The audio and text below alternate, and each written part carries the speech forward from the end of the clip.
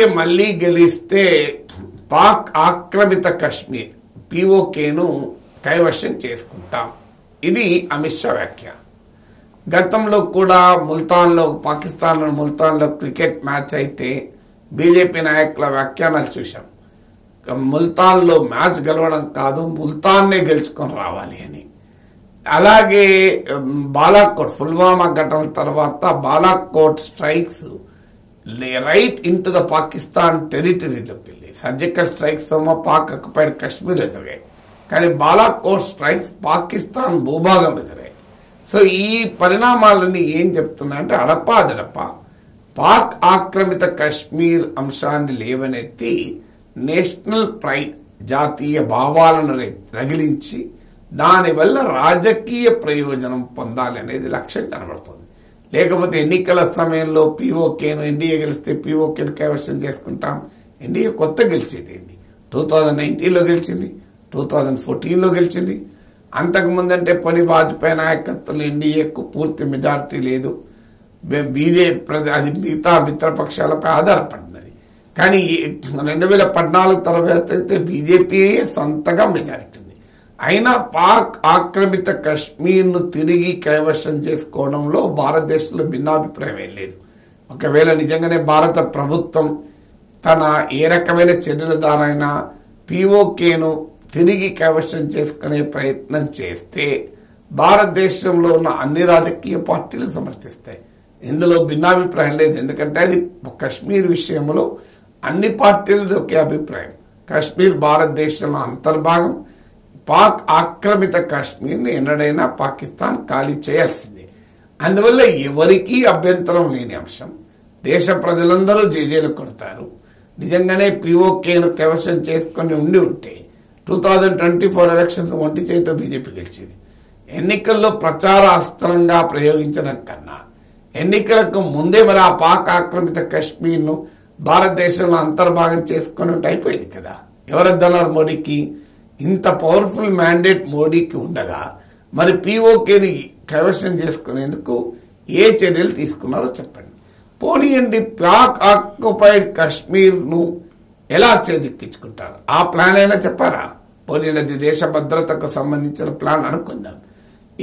రెండు పద్ధతులు. ఒకటి మిలిటరీ మీన్స్, అంటే పాకిస్తాన్పై యుద్ధం ప్రకటించి మన బలగాలు వెళ్ళి పాక్ ఆక్రమిత కాశ్మీర్ కైవశం చేసుకోవాలి. ఇది ప్రాక్టికల్గా సాధ్యమయ్యే పనేనా? ఎందుకంటే మనం కార్గిల్ సమయంలోనే అటల్ బిహారీ వాజ్పేయి పిలిపించాడు, సరిహద్దు దాటి మన సైన్యాలు వెళ్ళకూడదు అని. ఎందుకంటే భారతదేశము పాకిస్తాన్ అణ్వస్త్రాలు కలిగి ఉన్న దేశాలు కనుక ఈ రెండు దేశాల మధ్య యుద్ధం అంతర్జాతీయ స్థాయి సంక్షోభంగా, ఇంటర్నేషనల్ క్రైసిస్ గా మారుతుంది. అందువల్ల ప్రపంచవ్యాప్తంగా ఒత్తిడి పెరుగుతుంది. అందువల్ల మిలిటరీ యాక్షన్ ద్వారా మరి పాకిస్తాన్ పై దండయాత్ర చేసి పాక్ ఆక్యుపైడ్ కాశ్మీర్ను భారతదేశం తిరిగి తెచ్చుకుంటున్నారు. ఇది ఒకవేళ ఇది అయితే ఏంటి ప్లాన్ ఏంటి? రెండవది డిప్లొమాటిక్ ఛానల్స్ ద్వారా పాకిస్తాన్తో చర్చలు జరపడం ద్వారా పాక్ ఆక్రమిత కాశ్మీర్ను తిరిగి రాబట్టడం. అసలు మన దేశ కాశ్మీర్నే మాకు కావాలని పాకిస్తాన్ అంటుంటే, ఆజాదీ కాశ్మీర్ నినాదాలు ఇస్తుంటే మనకు పాక్ ఆక్రమిత కాశ్మీర్ని పాకిస్తాన్ అప్పచెప్తుందా? అది ప్రాక్టికల్గా జరగదు. ఇక మూడవది, పాక్ ఆక్యుపైడ్ కాశ్మీర్లోనే ఒక పెద్ద మూమెంట్ వచ్చి మేము భారతదేశంలో అంతర్భాగం అవుతామని. ఉన్న మన జమ్మూ కాశ్మీర్ను మనము నిలుపుకోవటానికి ఎన్ని దంటాలు పడుతున్నాం. పెద్ద ఎత్తున భద్రతా బలగాలను వినియోగించి మనం చాలా కష్టపడాల్సి వస్తుంది. అది మన దేశ అంతర్భాగం అయినా కూడా ఇప్పుడు ఫిజికల్గా మన దేశంలో లేదు. మన దేశంలో అంతర్భాగం అయినప్పటికీ కూడా భౌతికంగా మన పాకిస్తాన్ ఆక్రమణలో ఉంది. అందువల్ల అక్కడ ప్రజలు తిరగబడి భారతదేశంలో చేరతారా? ఇప్పుడు అక్కడ ఆజాద్ కావాలి అని ఇటీవల నినాదాలు ఇచ్చారు. కొన్ని పోస్టర్లు కూడా వెలిసాయి, భారతదేశంలో మమ్మల్ని విలీనం చేయండి. మరి ఆ పోస్టర్లు నిజంగానే అది ప్రజల నినాదమా?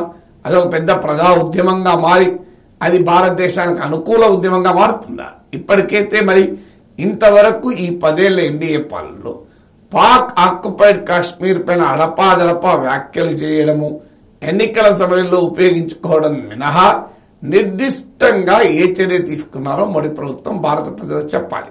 మేమందరం రెడీ.